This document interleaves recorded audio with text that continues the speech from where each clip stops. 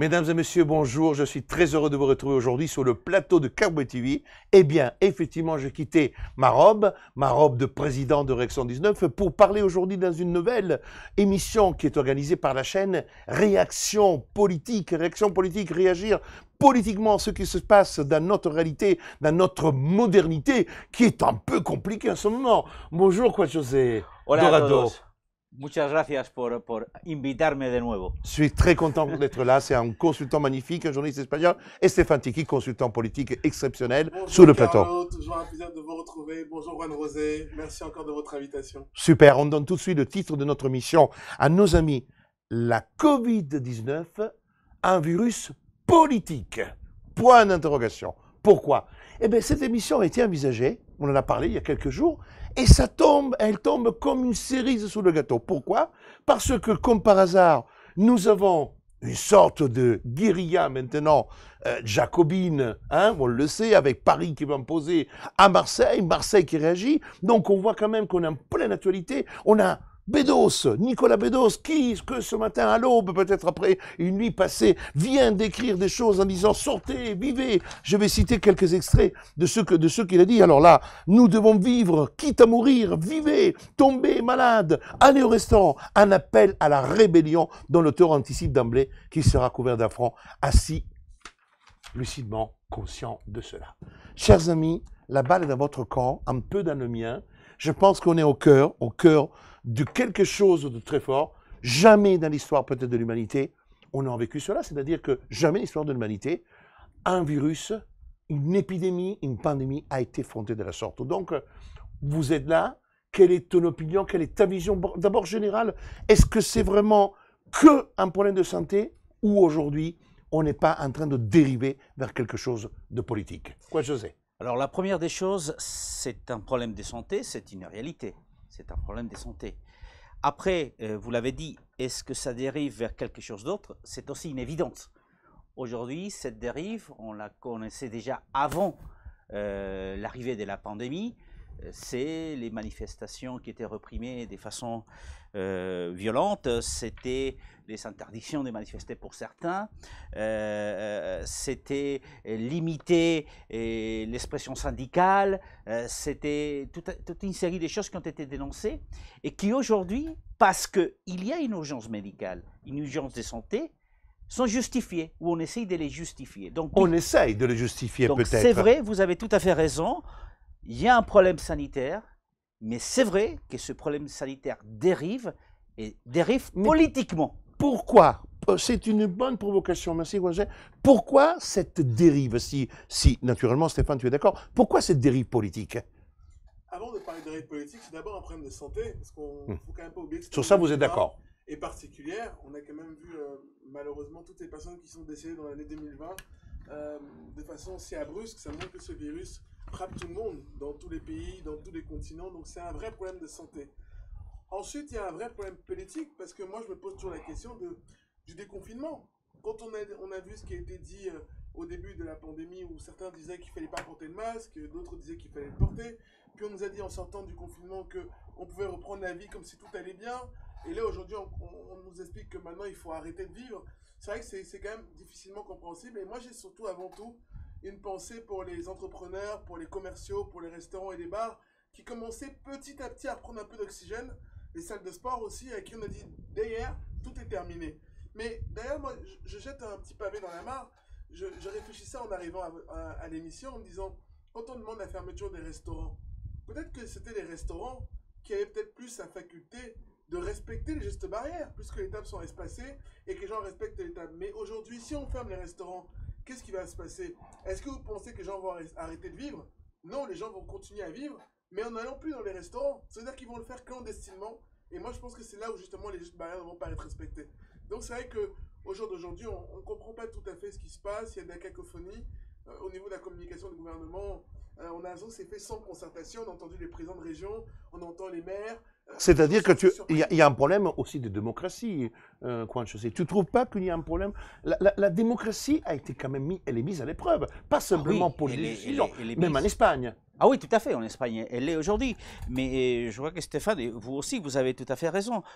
Aujourd'hui, effectivement, on vit une situation très particulière. C'est que je peux comprendre, et je pense que les téléspectateurs comprennent en fait, qu'au début de la pandémie, on naviguait un peu à vue. Et c'était plus ou moins logique parce qu'on affrontait quelque chose qu'on ne connaissait pas. Mais c'était au mois de mars. On est au mois de septembre, pratiquement au mois d'octobre. Alors que quelques réponses, on l'a quand même. Oui, mais les gouvernements auraient dû maintenant savoir où on va et comment faire. Et la réalité, et là je rejoins Stéphane, c'est qu'on a la sensation qu'encore une fois, on prend des décisions sans savoir s'ils vont être bonnes ou pas, s'ils vont être efficaces ou pas. Et vous l'avez dit, la démocratie est durement mise à l'épreuve. En France, en Espagne, il faut juste rappeler que la ville de Madrid a confiné 37 quartiers ou interdisant pas de sortir des quartiers parce qu'on a le droit de sortir pour aller travailler, aller au médecin ou amener les enfants à l'école. Mais après, quand vous revenez dans votre quartier, vous n'avez plus le droit de sortir.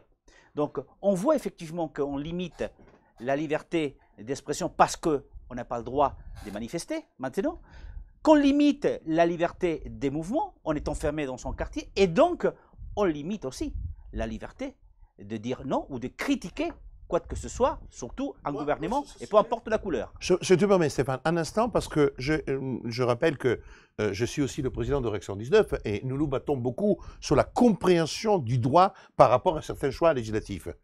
Or, la chose qui me choque, et nous choque, nous, en tant que juristes, c'est que la même cause doit produire les mêmes effets.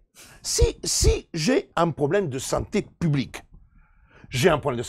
quel est le justificatif qui va dire vous pouvez aller au travail, mais ne sortez pas pour aller au restaurant. Excusez-moi, c'est que la Covid-19, lorsqu'on sort au travail, elle reste chez elle à dormir, et lorsqu'on va au restaurant, la Covid-19 va. Alors on dit non, mais ça, c'est parce que c'est une forme d'utilité. Ah non, je ne suis pas d'accord. Si on se place dans une politique de santé publique, soit c'est le confinement, soit c'est l'interdiction des activités, le télétravail, et on empêche aux gens de sortir, parce que de toute façon, c'est le contact qui crée la transmission. Donc, il ne peut pas y avoir un contact dans le cas d'un restaurant, un défaut de contact au travail, seulement parce qu'il est utile que les gens produisent, mais pour le reste, non, au tout, au rien.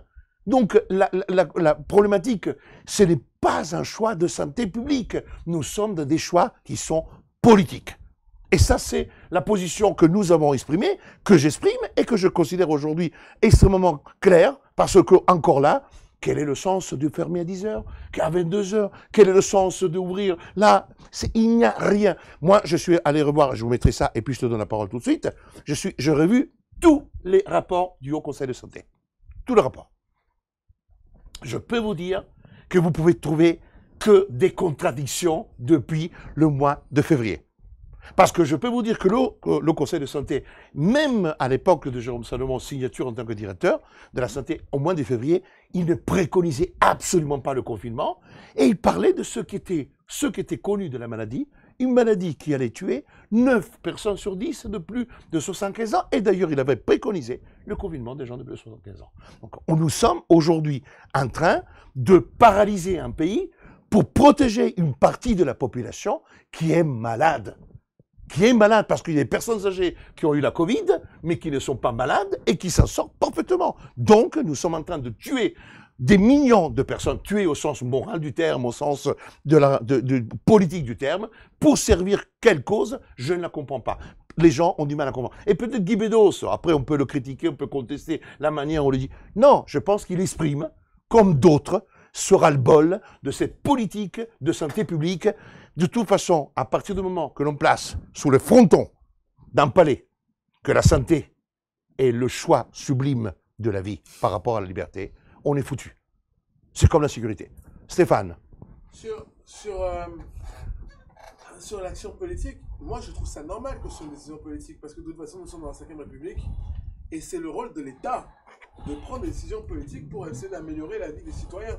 Si le président de la République a été élu, c'est parce que c'est le garant de la Constitution et c'est le chef de l'État qui est là pour protéger la situation et protéger les Français. Donc moi, je trouve ça tout à fait normal que l'État prenne, entre guillemets, ses responsabilités. En revanche, là où je suis d'accord avec Juan José Dorado, c'est qu'on a l'impression que l'État navigue à vue. En mars, et hier, je vais même vous dire quelque chose. Oui, non, mais je suis d'accord avec tes pétitions de principe. Mais après, il y a les principes et la mise en œuvre. Hier, j'étais un peu énervé parce que j'ai écouté une dame, Sibeth Ndiaye, qui était porte-parole du gouvernement, qui expliquait que si on était arrivé là aujourd'hui, c'est parce qu'il y avait un problème de compréhension des Français. c'est pas un problème de compréhension des Français, c'est un problème de compréhension de ce que dit le gouvernement. Sibeth Ndiaye, elle-même porte-parole, disait que les masques étaient inutiles. Je me souviens très bien. Qu'il fallait forcément porter les Je masques. me souviens très très bien. C'était le 14 avril. Oui, et pour aller dans le centre de Juan Rosé, on avait l'impression, et d'ailleurs même, je vais être un peu taquin, peut-être qu'en ayant vécu ce qu'ont vécu les Espagnols, ce qu'ont vécu les Italiens, on avait l'impression, on avait le sentiment que le gouvernement français pouvait s'inspirer de ce qui avait été fait ailleurs pour mieux réussir chez nous. Et au lieu de ça, aujourd'hui, on a l'impression que chaque fois qu'on met un pas devant l'autre, c'est parce qu'on ne sait pas, un, ce qui va se passer devant, et deux, on ne prend pas en compte ce qui s'est passé derrière. Et quand on voit ce qui se passe aujourd'hui, où on nous dit maintenant que les gestes barrières, mais ça on l'a toujours su, mais je reviens sur ce que j'ai sur les restaurants. Moi je ne comprends pas l'utilité de fermer les restaurants parce que je trouve que c'était les endroits, un peu comme l'espace de travail, c'est les seuls endroits où on a justement la capacité de pouvoir respecter les gestes barrières, plus que dans les restaurants. Comme vous l'avez pu le remarquer les uns et les autres, les tables sont séparées, les gens sont séparés les uns des autres, puisqu'il n'y a pas de gens avec les autres. Sincèrement, pendant l'été, j'ai eu l'occasion de bouger un peu, Stéphane. La distanciation physique des tables au niveau des restaurants, je ne l'ai pas vue. J'étais à Biarritz, tout le monde était collé. J'ai droit même que je m'étais autant collé, comme on se voit. J'ai en profité, bien sûr. Moi aussi, c'était sur l'école, parce que j'ai découvert aujourd'hui que 10% des clusters viennent des milieux scolaires. D'accord. Alors qu'on a dit à tous les mais cher Stéphane, milieu scolaire, cluster, mais c'est une contamination qui ne produit pas de malades. Je rappellerai à tous, chers amis, 0 à 20 ans, aucune hospitalisation, aucun décès, mis à part une jeune fille de 14 ans à qui on avait dit qu'elle était morte décédée du Covid, et il a fallu démentir. Mais l'enfant peut transmettre le virus. Mais la transmission, oui. Même à ses parents, si ses parents ont 30 ans, il n'y a aucun risque. Le problème, nous sommes en train de foutre la pagaille pour protéger des personnes qui ont plus de 75 ans. Et quand ils en ont moins, c'est qu'ils ont des problèmes immunitaires. Et c'est là, moi, il y a eu quelqu'un, c'est Marc Menon, avec qui j'ai eu la chance de déjeuner, qui m'a parlé du délit de bonne santé. C'est-à-dire qu'aujourd'hui, tu es en bonne santé, je suis en bonne santé, tu es en bonne santé. On doit se masquer, ne pas vivre, ne pas sortir, etc. Nous sommes en bonne santé pour protéger qui? Ceux qui ne le sont pas. Donc, on a un renversement de la charge de la preuve, on a un renversement de présomption. Parce que je te rappellerai, et je rappellerai à tous, que même M. Véran disait que le masque était inutile pour les personnes qui sont en bonne santé. En revanche, moi, je ne suis pas d'accord avec vous, Carlo, parce que je considère que c'est ceux qui sont les plus forts qui doivent protéger les plus faibles. Donc moi, si on me dit qu'il faut que je restreigne mes libertés et que ça puisse sauver des vies, ben moi, je trouve ça tout à fait naturel. Non, mais là, pour moi, nous sommes dans le cadre d'un abus total. D'un abus total. Parler des restreintes des libertés, c'est vraiment dur. Je suis d'accord qu'il faut protéger ceux qui méritent qui le méritent parce qu'ils sont malades, c'est la solidarité, il faut les protéger. Mais de la même façon, il y a des mesures qui pouvaient être, qui ont été envisagées à un moment donné. Vous savez, le gouvernement français a envisagé à un moment donné, dans les bureaux, dans le bureau ministériel, la possibilité effectivement de confiner les gens de plus de 65 ans. Et il y a eu quand même, tout de suite, il y a eu quelques voix autorisées qui ont dit « Ah ben non, on ne peut pas confiner au nom de la liberté, justement, alors que c'est exactement les gens qui ont plus de 65 ans. » Alors que, excusez-moi, je suis d'accord avec ça. Est-ce qu'on va donc confiner, entre guillemets, toute la population? Mais c'est exactement ça. Peut-être la première mesure, et c'est vrai, c'est confiner un certain nombre de personnes parce qu'effectivement, leur état suggère qu'elles soient confinées, même si c'est compliqué, mais dès là, à confiner 65 ou 66 millions d'habitants, c'est assez compliqué. Et puis, une deuxième chose, vous l'avez dit, c'est les choix politiques. Mais aujourd'hui, les choix politiques ne sont dictés que par les choix économiques. C'est les choix économiques. On ne peut pas arrêter de nouveau l'économie du pays, et donc on déconfine. Et on commence à confiner Marseille, ou fermer les bars, les restaurants, etc. C'est le moindre mal, entre guillemets. Parce que sinon, effectivement, vous avez raison, si ça va si mal que ça, à ce moment-là, on confine tout le monde à nouveau. Vous savez ce que disent les donc, complotistes? C'est des choix économiques d'abord. Hein, vous savez ce que disent les complotistes? On fait un petit résumé là. J'ai pris des notes de tout ce que... 1. Le choix aujourd'hui, c'est politique parce qu'il faut créer une nouvelle crise économique mondiale pour pouvoir recréer de la croissance. C'est ce qu'ils disent. Oui. Je vous fais une liste de choses qui sont dites. 2, c'est que les Big Pharma veulent absolument vendre le vaccin et le vaccin sera une grosse opération milliardaire, qu'il faut sauvegarder coûte que coûte le virus et le maintenir en vie pour que le vaccin soit fait, alors qu'avec l'immunité de groupe ou l'immunité de troupeau, comme cela dit, n'aboutira pas. Je veux dire, ce sont deux. Trois, qu'effectivement, on fait cela parce qu'on doit mater les peuples, parce que la situation des peuples aujourd'hui, c'est que si on ne met pas en place une situation de constriction mentale, les peuples ne peuvent plus les tenir parce qu'il y a des ferments qui sont en France, en Italie, en Allemagne, etc. Donc, quand même, voilà ce qu'aujourd'hui ressort. Et quand vous avez un Guy Bedos qui dit « Allez, rébellion, sortons, allons vivre, allons faire l'amour, allons respirer », excusez-moi, c'est une autre manière. Et on a dit tout de suite, Guy Bedos est un complotiste. Voilà la situation. Est-ce que l'action, je pose une question à Stéphane, est-ce que Stéphane, l'action aujourd'hui gouvernementale, est-elle pour toi connectée avec les choix des peuples et la démocratie, ou nous sommes en train de vivre une situation dans laquelle l'exécutif est en train d'agir de manière autoritaire, dans une forme d'autoritarisme dictatorial? C'est une question que je pose. Moi, je pense que l'exécutif joue son rôle. Revenons à l'histoire de la 5e République. On a un pouvoir législatif, un pouvoir exécutif, un pouvoir judiciaire. Moi, je crois en cette séparation des pouvoirs. Mais est-ce que tu penses que, c'est pour ça que je parle d'un virus politique, est-ce que tu penses que cette séparation a été appliquée et maintenue pendant le coronavirus? Moi, je trouve que dans cette 5e République, on a un pouvoir exécutif qui doit prendre des décisions pour protéger les citoyens. Si on a été confiné, c'est parce qu'on a vu que de plus en plus de personnes décidaient de ce virus-là et qu'on n'avait pas à gérer. D'ailleurs, de mémoire, lorsqu'on était pendant le confinement, le nombre de morts a diminué. Je ne suis absolument pas d'accord avec toi parce qu'on est en train de parler du mot du confinement, parce qu'on a peur d'engorger les hôpitaux et pas parce qu'on parle de morts. Je n'ai même pas entendu, excusez-moi Stéphane, mais est-ce que tu as entendu parler de morts là actuellement? On ne parle même pas de morts, parce qu'on n'a pas la justification de mort.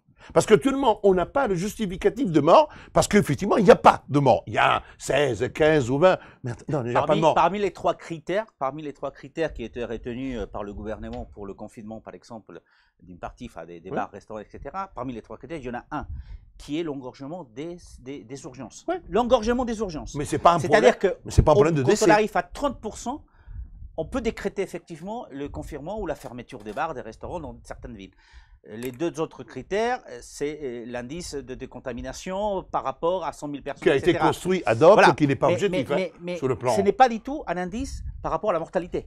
C'est par rapport à l'engorgement des services d'urgence. Mais c'est pour cette raison que c'est... Alors on revient au choix politique. C'est pas une question de santé publique. Je suis pas d'accord avec vous, c'est que c'est le rôle de l'État de prendre des décisions, de dire si, comment... Oui. Parce qu'en fait, nous ne sommes pas au courant de tout, nous ne savons pas qu'est-ce qui s'est exactement passé, nous ne savons pas qu'est-ce qui se passe dans le pays exactement. Mais alors ça veut dire que nous devons subir? Ça veut dire que alors les choix, il faut les subir sans pouvoir discuter? Moi je trouve que l'État doit prendre ses responsabilités. C'est d'ailleurs pour ça qu'on élit un État. C'est que ceux qui sont aux affaires... On n'élit pas un État, on élit des représentants qui doivent diriger un État. Mais l'État, c'est une autre entité. Alors, pardon, je me suis trompé. On n'élit pas un État, on élit un chef de l'État et des personnalités qui doivent prendre des décisions dans différents types de domaines. Politique, économie, sport et autres. Excusez-moi, mais politiquement parlant, cette triumvirat-là n'est pas respecté. Le président de la République, il a le droit de prendre des décisions si c'est dans le sens de l'amélioration de la vie de la population. Mais est-ce que les choix qui ont été entrepris ont été des choix? Ce que moi je peux contester aujourd'hui, c'est le manque de concertation. Parce qu'on ne peut pas avoir quelqu'un qui décide à Paris de tout ce qui se passe à Marseille sans avoir discuté avec le maire de Marseille, sans avoir discuté... Ah non, oui. C'est exactement le contraire de ce que dit Stéphane. À partir du moment qu'on parle d'un État jacobin et un État qui décide, à ce moment-là, tu as les préfets sont l'émanation de l'État, donc il n'y a aucune concertation à faire. Parce que sinon, ce n'est plus l'État. Vous entendez ce que vous dites là? Parce que l'État, et moi je me pose la question, où est le législatif? Tu as parlé tout à l'heure, hein? Mais où est le législatif dans tout ça? On parle de l'État comme si c'était uniquement que les pouvoirs exécutifs. Ben non, il y a le législatif. Et c'est là où je dis il y a un problème de démocratie. On n'entend plus depuis des mois le législatif. C'est normal. Où est le législatif? La loi du 9 juillet, qui a été la loi de sortie de l'état d'urgence, c'est une loi extraordinairement dictatoriale. Pourquoi? On fait une pétition de principe pour dire, alors, nous sommes sortis de l'état d'urgence, mais je donne tous les pouvoirs au Premier ministre et au président du Conseil et de prendre toutes les décisions et de les donner. Mais c'est extraordinaire. Et quand j'avais le projet de loi entre mes mains, bien sûr, mais c'est une... Mais en réalité... Nous sommes en train de constater, je vous mets cette réflexion-là, c'est pour ça que je vous dis que pour moi, la réponse à la question Covid-19, un virus politique, oui, c'est un virus politique parce qu'il est en train de conditionner toute la vie d'une société dans l'activité faisons la liste. La liberté de vivre, la liberté d'entreprendre, d'aller venir, les transports. Tout a été conditionné par ce virus. Il n'y a pas un pan de la vie en société qui n'a pas été conditionné par ce virus. C'est possible. C'est tout à fait normal. Parce qu'il faut adapter les conditions de vie au virus. Puisque le Et virus... la liberté d'expression aussi. Il faut, le virus permet de l'amputer, la liberté Tout le d'expression. monde a le droit de s'exprimer, de dire Non, ce qu'il a envie de penser. attendez. Qu'est-ce qui se passe actuellement? Vous savez, la circulaire qui était faite au niveau des écoles, que s'il y a quelqu'un qui ose contester la politique gouvernementale, si un enfant arrive dans une classe et dit « Ah, tu sais, mon papa, il n'est pas d'accord du tout », l'obligation donnée des maîtres et des professeurs de alerter l'académie. C'est la fameuse circulaire qui a été faite au niveau de l'éducation nationale. C'est-à-dire que nous sommes à des niveaux qui font... C'est avoir la chair de poule.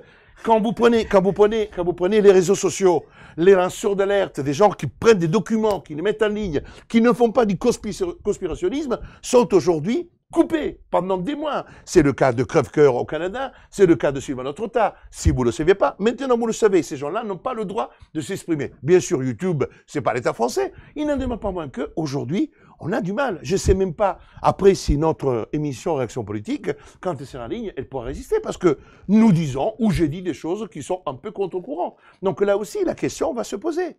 La situation, est-ce qu'un virus peut-il conditionner à ce point-là, alors que, je rappellerai à tout le monde, hein, ensemble défendons la liberté. Mais moi, les frères Kouachi aujourd'hui sont décédés. Ce qui me fait peur, c'est effectivement ce qui va arriver après. Ce qui va arriver après de la Covid-19. Ce qui va arriver après, effectivement, quand le salafisme va peut-être retrouver son emprise, parce qu'on va combattre les gens sur les réseaux sociaux, mais on ne va pas combattre les salafistes qui propagent leurs messages sur les réseaux sociaux et on n'arrive pas à les bloquer. Voilà la situation. Moi, je le dis, je posais ces questions.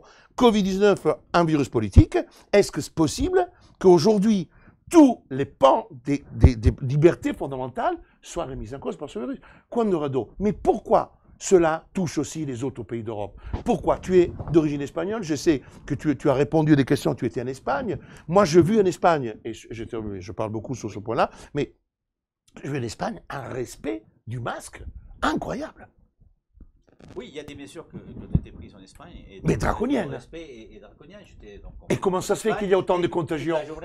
Et comment ça se fait qu'alors il y a autant de contagions? Après, de contamination, pardon. Des contaminations. Donc, il y a des facteurs qui sont plus ou moins explicites. Il y a ce qu'on appelle les réunions familiales qui effectivement ont été des clusters très importants, puisque l'été, c'est... Mais c'est le cas en Espagne, c'est le cas en Italie. C'est pas la paella, c'est le cas de la paella. Il y a des questions qui sont là latentes, effectivement. Et on ne comprend pas pourquoi ces deuxièmes vagues touchent particulièrement l'Espagne, puisque c'est le pays le plus touché d'Europe aujourd'hui. Et par exemple, pourquoi ça n'affectait pas autant l'Italie, qui était celui qui était le plus touché à un moment donné.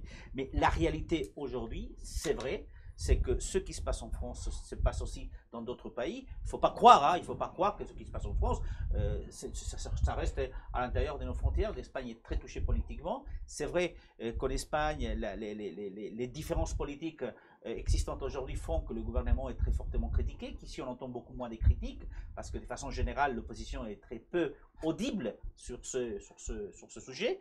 Et en Italie, on vient de vérifier que les choses qui ont été faites par le gouvernement italien apparemment ont été payantes par rapport aux dernières élections. Et aussi les soins. J'attire votre attention sur les soins, parce qu'on n'en parle pas. Je rappellerai que l'Italie, c'est le pays qui applique énormément l'hydroxychloroquine, le fameux produit médicamenteux que M. Raoult a préconisé en Italie est utilisé.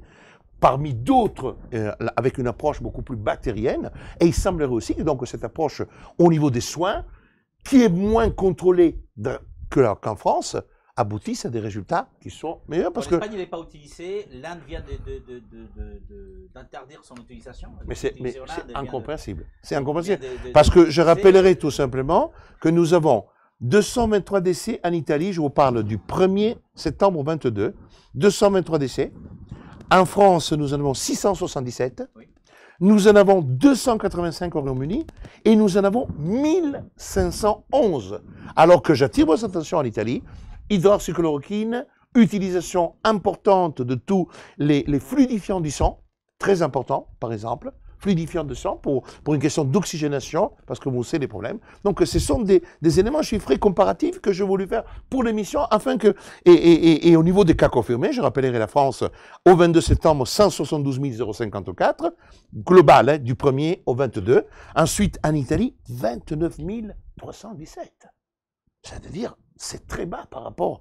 Et on a dit en Italie, c'est 61 000, pardon, au Royaume-Uni, Oui. et 200 000 en Espagne. Ce sont des chiffres que j'ai repris. J'ai ici la documentation, parce que je fais toujours document en appui. Sur les questions scientifiques, c'est toujours très compliqué parce qu'effectivement, pour la plupart d'entre nous, même si on a beaucoup lu sur ces questions, on n'est pas du tout des scientifiques, c'est très compliqué sur l'utilisation ou pas de la chloroquine, que ce soit en France ou dans d'autres pays.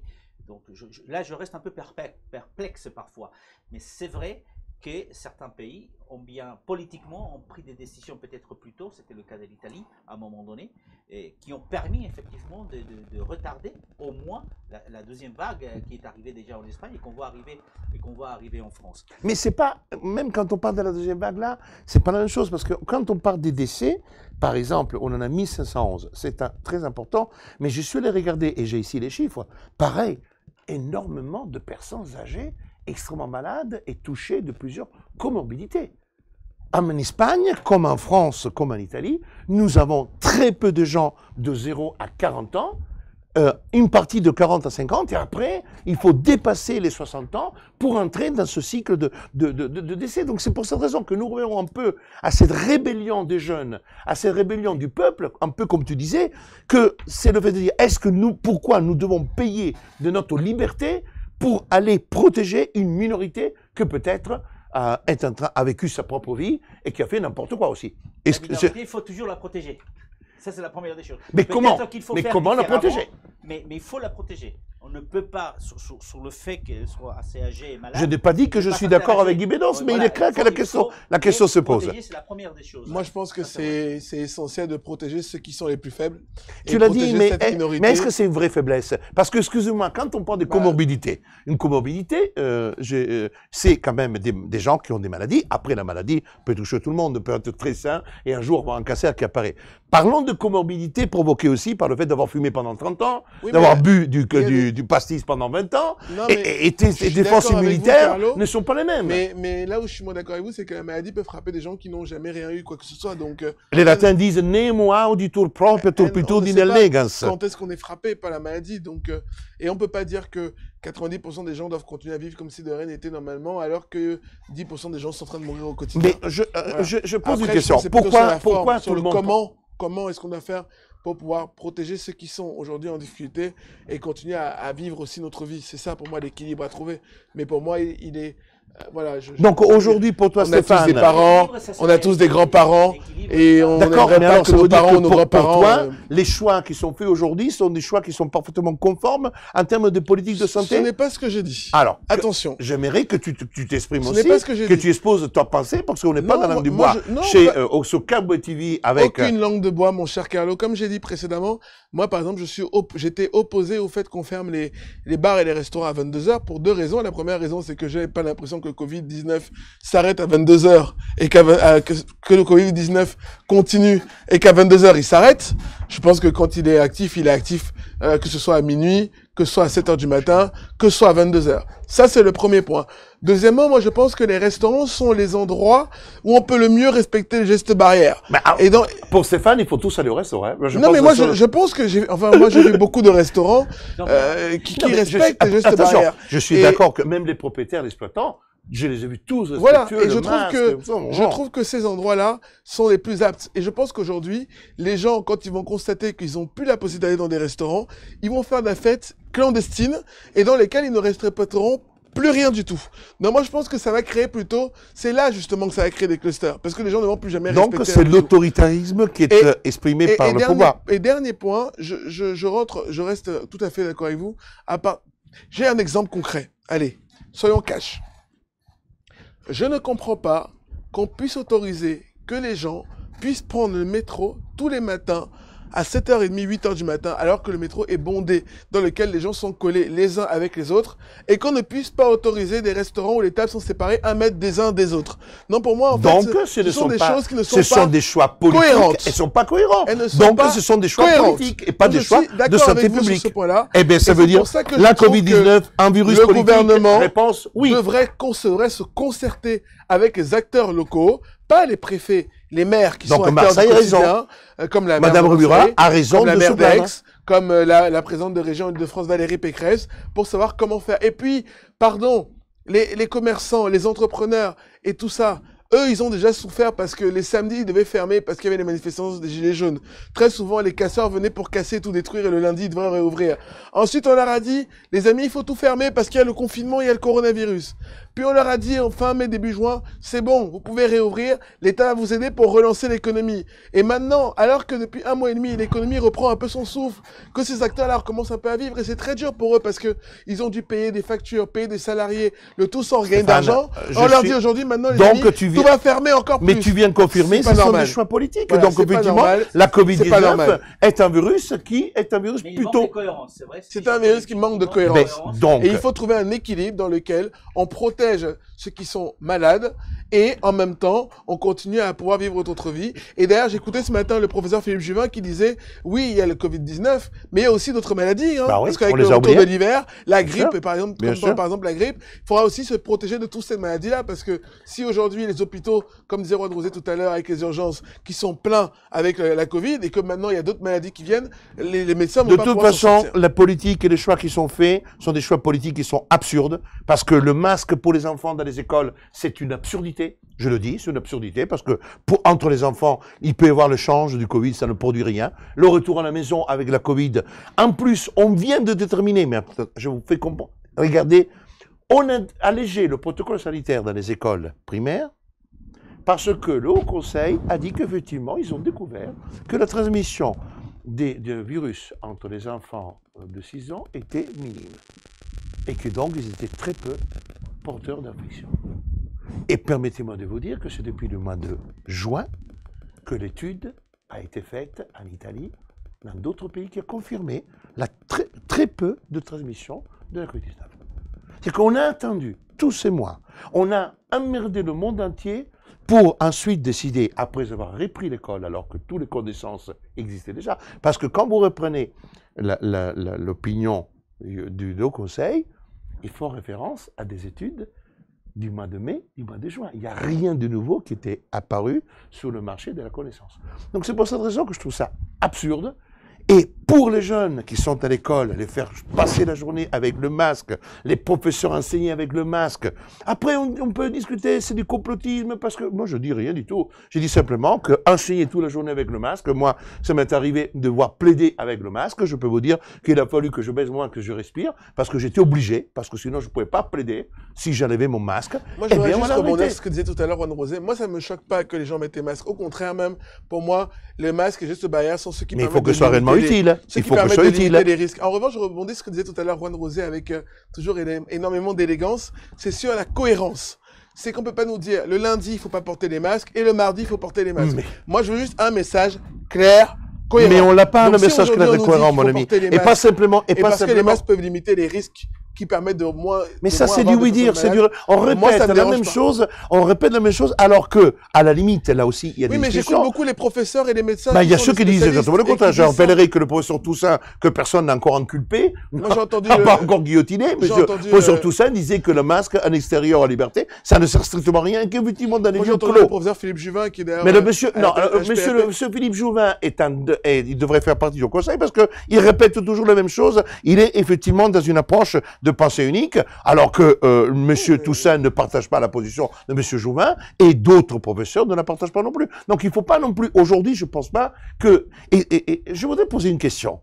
Vous ne pensez pas que les conflits en médecine et entre les scientifiques qui ont mis en exergue ce manque total de clarté par rapport à la manière de concevoir la Covid-19 en tant que virus n'a pas amené à ce dérèglement dans l'approche qui a fait ce glissement progressif vers une Covid politique, dans le sens que, en réalité, les politiques, pour surprotéger, ont-ils mis en œuvre des mesures qui était scélérate. Alors, la première des choses, c'est bien ce que vous dites, parce que pourquoi on va vers le confinement? D'abord parce que la plupart des scientifiques, au début, leur discours était, pour terminer avec le virus, il faut confiner. Les politiques ne voulaient pas. Mais à un moment donné, ils se sont rendus compte qu'ils risquaient gros s'ils ne faisaient pas, si effectivement il y avait une expansion de la pandémie. Donc ils ont décidé, les politiques, je pense, que pour Qui était un sauvegarder choix. ces intérêts, entre guillemets, Excusez-moi, mais c'est un choix du on va Moyen-Âge. confiner. C'est un choix du Moyen-Âge. Et rappelez-vous, tous les conseils scientifiques, que ce soit en Espagne, en Italie, peu importe, donc les gouvernements ont suivi leurs conseils. C'est-à-dire, on va confiner. L'Espagne confine, grosso modo, 48 heures avant la France. La France commence à voir que l'Italie a commencé déjà à confiner, que l'Espagne confine. Donc la France doit se dire à un moment donné, on va confiner nous aussi, parce que si on est les seuls à ne pas confiner, regardez ce qui s'est passé aux Pays-Bas, qui ne voulaient pas confiner, ils ont dû le faire beaucoup plus tard. Donc d'abord, les politiques ont suivi un peu les conseils des scientifiques. Et après, effectivement, arrive le déconfinement, parce qu'un politique, c'est un politique, et il doit aussi veiller, comme je vous disais, aux questions économiques et à la survie du pays et de cette société telle qu'on la comprend, telle qu'on la veut. Et donc, il faut revenir au travail. Et donc, allez, on va les confiner. Et c'est là où je disais qu'effectivement, on naviguait à vue. Mais attention, attention avec les conseils scientifiques. Vous avez en France un conseil scientifique. On peut être d'accord ou pas. Mais il y a encore mieux. En Espagne, pendant des mois, le gouvernement disait que c'était les spécialistes scientifiques qui guidaient leur choix politique. Quand on demandait au gouvernement espagnol, oui, mais qui sont ces gens-là? On ne les connaît pas. Ils n'ont pas donné le nom des scientifiques parce qu'on voulait garder leur anonymat. Et on a appris, il y a 2 mois, que ça n'a jamais existé. C'est extraordinaire. Et ça, c'est le gouvernement espagnol. Personne n'en parle. Merci pour ces informations. Le gouvernement espagnol a dit, on a un conseil scientifique, on ne donne pas les noms, et puis on apprend qu'en fait, donc, ils ont géré sur la base de quelles informations médicales? Les informations de l'OMS, du ministère de la Santé. À travers l'OMS. Et des médecins qui sont l'équivalent du docteur Salomon. D'accord. Donc, pour vous dire qu'effectivement, ils ont navigué à vue. D'abord, ils se sont protégés. Et maintenant, ils reprennent la main, parce qu'effectivement, on ne peut pas confiner. C'est comme le document secret aussi en Italie. Et encore une fois, trouvons le juste équilibre dont parlait Stéphane Tiki, équilibre qu'on n'en a pas. Il nous reste quelques minutes, chers amis, de cette première émission de Réaction politique. C'est une belle émission, j'adore parce que on parlera des conséquences économiques lors d'une prochaine émission. Vous serez sur le plateau parce que tu avais déjà ouvert la porte et effectivement, on va y travailler sur des données statistiques, parce que je vous dis sincèrement, je suis passé l'autre jour, chers amis, avenue Victor Hugo, j'ai eu un choc. Le nombre de magasins fermés. Une avenue qui était une avenue marchande magnifique, avec des magasins qui étaient des magasins qui avaient des années, je les connais depuis 30 ans, fermés, définitivement fermés. Donc ça m'a fait mal au cœur, c'est une tristesse. Alors, il nous reste quelques minutes et j'ai quatre questions. Est-ce que la démocratie... Non, 4 questions. J'ai une question qui comporte plutôt plusieurs réponses. Est-ce que actuellement le coronavirus n'a pas révélé que nos démocraties sont en péril? Elles sont malmenées. Nos démocraties telles qu'on le voit aujourd'hui, elles sont malmenées forcément. Mais je veux croire, et je pense effectivement, qu'on va surmonter cet état des choses. Mais quand on perd de la liberté, quand on perd de la liberté, moi j'ai l'impression, je suis juriste depuis 26 ans, avocat, j'ai constaté chaque fois que l'État nous a limités dans la liberté, on n'a jamais revenu en arrière. D'abord, c'était les lois antiterroristes qui justifiaient... Mais on n'est jamais revenu en arrière. Voilà, on n'est pas revenu. Mais encore une fois, je ne pense pas qu'elles sont en péril, mais les malmenées. C'est à nous, citoyens, de tous les côtés, droite, gauche, milieu, effectivement, de revenir à un état des choses qui nous convienne plus. Mais c'est vrai qu'aujourd'hui, encore une fois, elle est malmenée. Avant, c'était le terrorisme. Maintenant, c'est la pandémie. Espérons, faisons l'effort. Je vous disais tout à l'heure, on n'entend pas le législatif. J'espère que le législatif va prendre en main les choses, parce que sans législatif, effectivement, il n'y a pas de démocratie. Le problème, c'est que pour la Covid-19, le Parlement a eu l'intelligence de voter une loi qui le dessaisit jusqu'au 30 octobre. Oui, c'était c'est quand même, en Italie aussi. Mais tous les pays ont fait pareil. Je suis d'accord, mais ce que j'ai envie de vous dire, c'est que on devrait peut-être à un moment donné lever un peu le nez de nos territoires et d'avoir un peu plus de vision comparée, parce que l'Europe, on en parle simplement quand il s'agit du poignant, mais l'Europe, c'est d'aller regarder ce qui se passe en Espagne, ce qui se passe en Italie, ce qui se passe en Allemagne, ce qui se passe en Suède, ce qui se passe dans les autres pays. Pourquoi? Parce qu'effectivement, c'est la comparaison qui permet de faire un peu la raison. Parce qu'aujourd'hui, le problème de la démocratie, selon moi, et le problème de la dictature de l'exécutif n'est pas un problème seulement français, est un problème de plusieurs États d'Europe, d'autant plus que nous avons quand même des dérives dictatoriales dans certains pays d'Europe. C'est le cas de la Pologne, c'est le cas de la Hongrie, et de ce qu'on appelle de toute la partie est du pays de l'Est, parce que l'Autriche, on peut dire non plus que ça navigue dans une démocratie non autoritaire. Stéphane, quelle est ton impression? Moi, j'ai intitulé sur démocratie en péril, point d'interrogation. Quelle est ton opinion? Quelle est ta vision? C'est très important parce que je sais qu'il y a beaucoup de téléspectateurs qui sont extrêmement critiques aujourd'hui par rapport à ce qui est en train de se passer en France et qu'aujourd'hui, il y a de moins en moins de confiance dans les institutions. Les derniers sondages sont terribles quand même sur la question de la confiance. Hein. Il y a une baisse énorme, en plus avec le passage d'Édouard Philippe à Castex, on est passé de 46 à 36 et encore là, il semblerait que ça chute énormément en termes de confiance. Non, mais la France est un pays démocratique et moi j'ai confiance en nos institutions et j'ai confiance en la démocratie pour que on puisse se sortir de cette crise-là. Rappelons quand même que c'est une crise qu'on vit sans précédent, que personne n'avait pu prévoir, que personne ne pouvait s'imaginer. Et cette année 2020 est une année compliquée pour chacun et chacune d'entre nous. Mais c'est vrai que le contexte démocratique est assez difficile. Ça se voit d'ailleurs aux élections municipales où les maires sont aujourd'hui moins bien élus. Ça se voit aussi aux élections présidentielles où la participation est moins forte. Donc ça veut dire qu'il y a quand même une vraie déconnexion entre les politiques, ceux qui sont élus, ceux qui nous gouvernent et les citoyens. Voilà, mais j'espère que le président, le gouvernement, les députés et ceux qui sont aujourd'hui aux affaires vont prendre conscience de ça et qu'ils agissent effectivement pour améliorer nos conditions de vie et pour que nous puissions vivre. Voilà. Ensuite, j'avais aussi une autre idée. J'ai entendu cette semaine le ministre de l'Éducation nationale, et je voulais en parler aussi avec vous, parler de tenue républicaine, qui est un terme que moi je n'ai pas tout à fait compris, parce que je ne sais pas qu'est-ce qu'est une tenue républicaine ou qu'est-ce qui n'est pas une tenue républicaine. Est-ce que moi, ma tenue aujourd'hui, vous me direz, j'ai une chemise bleue avec des rayures blanches et une cravate rouge, est-ce que c'est une tenue républicaine? Oui ou non, je ne sais pas. Je t'avais dit de ne pas mettre des rayures quand on passe à la télévision, c'est jamais bon. Les petits points et les rayures. Exactement, mais je voulais dire que moi je ne comprends pas cette idée de tenue républicaine. En revanche, moi je prône quelque chose, je prône le retour de l'uniforme à l'école, parce que je considère que si on porte un uniforme, déjà on prend possession de l'école. Ça devrait faire le jet d'une autre émission. Oui, j'espère. L'uniforme à l'école, ça... un pavé avec, mais j'aimerais avoir des femmes aussi sur le plateau pour avoir, plaisir. Parce que j'ai vu un magnifique post sur Facebook dans lequel il y avait quelqu'un qui a monté un truc, c'était très sympa, et il donnait différentes tenues républicaines, jusqu'à la Marianne avec le sein dehors. C'était magnifique, c'était très ironique avec. Voilà, non mais c'est très trop. Terminons voilà sur une note gaie parce qu'il faut toujours garder la positivité. La note qui ressort, c'est qu'effectivement le Covid est un virus aussi politique. C'est un virus quand même, ça on ne va pas le contester, mais il est aussi politique parce qu'il conditionne un tout petit peu, il a conditionné un peu la politique. Et je pense que personnellement, je suis beaucoup plus critique que vous, mais là je suis l'animateur de l'émission, c'est vous les invités. Donc je m'exprime en tant que Carlo-Alberto Brusa, président de Réaction 19, dans mes émissions. Donc là, on m'a donné cette opportunité, je le fais avec un immense plaisir.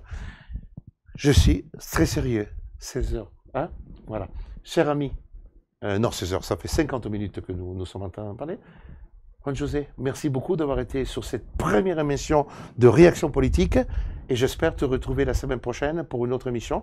Je ne sais peut-être pas moi qui vais l'animer, mais que tu seras là. Stéphane aussi, en tant que consultant, c'est toujours un plaisir. Carlo, c'est un plaisir. Avec Stéphane, on a la voix de la raison politique quand même. On sent l'homme d'État. Hein, là, donc, la cravate, l'homme d'État. Alors que nous, on a un côté sportif. On est plutôt des consultants du dimanche. Voilà.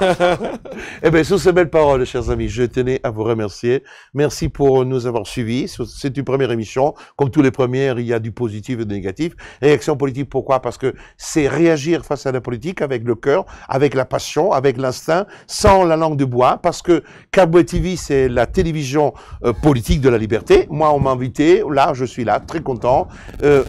Nous sommes aussi unis à travers des co-branding, c'est-à-dire des émissions conjointes. Et demain, il y aura une émission très intéressante, 15h, qui sera une émission avec Carboy TV et la chaîne Réaction 19 TV. C'est une émission très importante, parce que on va répondre à beaucoup de questions qui concernent les tests, encore la question des écoles, la question des vaccins, plusieurs problèmes posés par les contrôles de police, par un certain autoritarisme. Nous verrons bien d'apporter encore pas mal de réponses à toutes les questions qui sont posées. Et demain, nous avons une émission qui est très intéressante, où effectivement, c'est le droit qui permet effectivement de quoi? De faire quoi, le droit? Il est détecteur de mensonges. Merci Ouda, qui est une journaliste qui a participé à la préparation de cette émission. Un remerciement à Manu, qui est notre réalisateur, qui a fait un travail encore fantastique d'habillage et de préparation pour cette nouvelle émission de la chaîne Carboy TV. Et abonnez-vous, ne l'oubliez pas, il faut cliquer, vous abonner, dites-le à vos amis, faites-le. Et venez aussi sur Facebook, parce qu'il y a un compte Facebook de Carboy TV, un compte Facebook aussi de Réaction 19. Donc, allez-y. Allons-y. Merci à tout le monde de nous avoir suivis. Je vous souhaite une très belle fin de soirée parce que, effectivement, l'émission sera en ligne à partir de 22h.